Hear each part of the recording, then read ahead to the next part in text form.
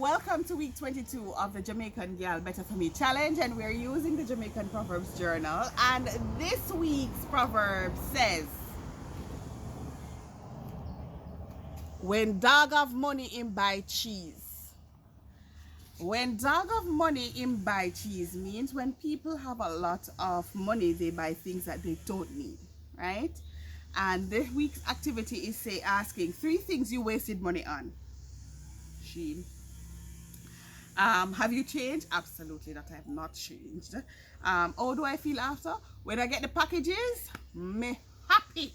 But then when I look at all these things, I'm like, I should have spent my money differently, right?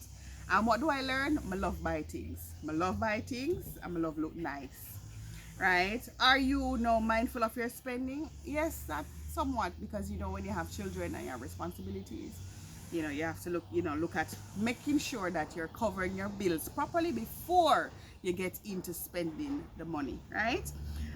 Do you have a budget? Absolutely. But do I stick to the budget?